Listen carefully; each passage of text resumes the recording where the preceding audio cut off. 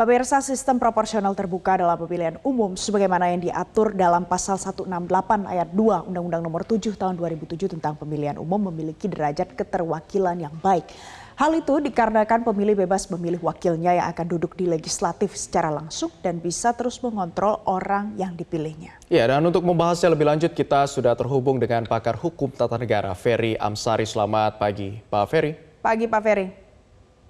Pagi, Mas Abdi, Mbak Valen. Baik, Pak Ferry, selain saling mengetahui antara pemilih dengan yang dipilih, apakah ada keuntungan lain jika pemilu menerapkan sistem proporsional terbuka? Terlebih sistem ini mungkin ya bisa membangun kedekatan antara pemilih dengan kandidat.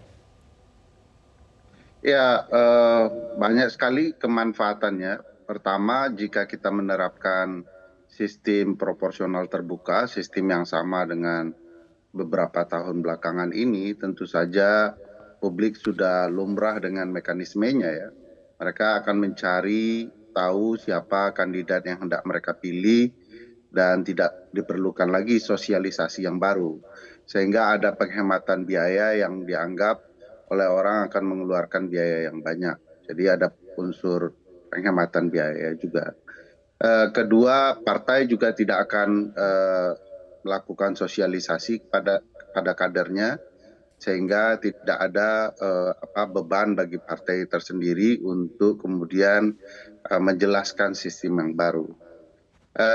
Dan yang paling penting tentu saja teman-teman penyelenggara tidak mengkampanyekan atau mensosialisasikan sistem yang baru jika kemudian ada penerapan pergantian sistem. Yang keempat, sebagaimana diceritakan Mas Abdi tadi adalah korelasi kedekatan antara konstituen dan orang yang mereka pilih, sehingga mereka betul-betul memahami siapa yang mereka pilih dan bagaimana relasi mereka di kemudian hari jika kandidat mereka dipilih. Jadi bukan berbasis kepada kehendak elit partai politik, tetapi kehendak rakyat. Sekaligus ini sistem ya. Pak Ferry, apa definisi masyarakat bisa mengenal calonnya tersebut dengan lebih dekat, lebih memahami, bagaimana definisinya?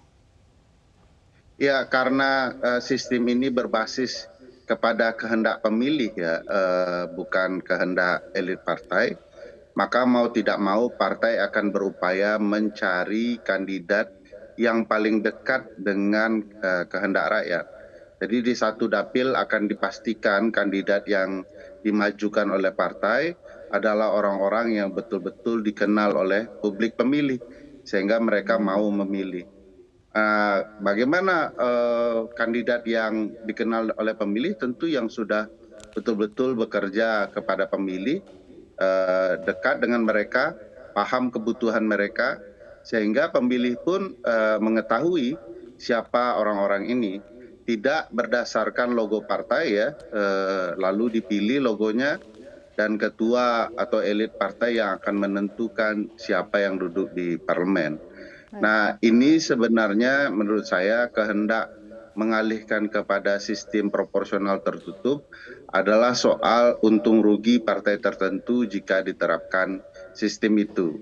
Kenapa? Karena ada angka matematika pemilu yang menunjukkan bahwa orang cenderung memilih partai tertentu karena logo partainya atau orang kenal terhadap partainya.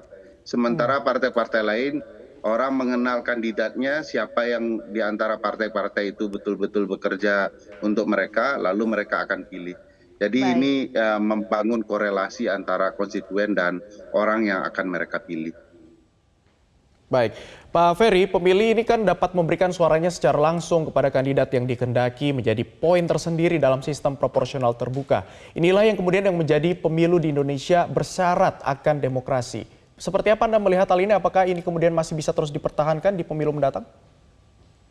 Ya, pertama soal proporsional terbuka ini kan sudah diputuskan mahkamah ya, melalui putusan nomor 22/24 PUU 6 tahun 2008 yang menyatakan bahwa sistem ini yang paling mendekati konsep kedaulatan rakyat yang diatur di pasal 1 ayat 2 Undang-Undang Dasar. Artinya bahwa sistem ini dianggap paling konstitusional dibandingkan sistem yang lain. Bukan berarti soal mana yang terbaik atau tidak terbaik, tapi yang paling kompatibel dengan konstitusi kita. Apalagi kalau dilihat tadi disebutkan soal langsung. Langsung itu merupakan salah satu azas pemilu ya. Langsung, umum, bebas, rahasia, jujur, dan adil. Jadi ini mengimplementasikan azas pemilu bahwa rakyat sendiri yang langsung sebagai pemilik daulat menentukan siapa yang memilih. Nah, tentu saja kalau mau kita melanjutkan sifat konstitusional sistem pemilu terbuka ini, ya kita harus pertahankan. Kecuali kita mau mengalihkan ya konsep kedaulatan itu dari rakyat menjadi kedaulatan elit partai politik. Baik, Pak Ferry, kalau kita bicara soal keuntungan lainnya dari sistem proporsional terbuka ini dan kita korelasikan dengan money politik, apakah ini juga memberikan ada keuntungan supaya kita tidak lagi menerapkan money politik pada saat akan pemilu mendatang? Ya, money politik itu tabiat banyak pihak ya, tidak bisa dilekatkan kepada pemilik suara rakyat ya. Kedua-duanya penyelenggara, rakyat, dan peserta pemilu punya andil dalam maraknya politik uang. Mau terbuka, tertutup, atau hibrid sekalipun sistemnya, juga akan muncul money politik jika kemudian kesadaran berpolitik yang sehat itu tidak ada. Jadi kalau kemudian mau tertutup, dia akan mengalihkan saja permainan money politik dari gelanggang yang dipenuhi pemilih rakyat menjadi gelanggang yang dipenuhi para elit politik. Nah, bagaimana mengantisipasi money politik itu ya penyelenggara, pengawas terutama harus tegas ya, aparat juga harus tegas menerapkan prinsip-prinsip pemilu. Yang paling menarik sebenarnya di terbuka adalah seringkali peserta mengeluarkan dana uang untuk menghasut pemilih untuk memilih mereka, cenderung pemilih itu menentukan sikapnya berbeda. Jadi mereka menerima uangnya lalu kemudian tidak memilih orang yang memberikan uang. Sementara kalau kalkulasi matematika kenapa kemudian orang ingin tertutup adalah itu bisa diatur sedemikian rupa ya. Angka-angka uang yang keluar itu sudah sangat jelas untuk mempengaruhi elit menentukan mereka terpilih. Jadi sebenarnya jauh lebih marak money politik ya di tertutup karena bisa ditentukan kalkulasi perhitungannya ya. Sementara di terbuka publik lebih sadar ya, makin lama makin sadar bahwa uang tidak bisa menentukan apa yang mereka pilih di kemudian hari.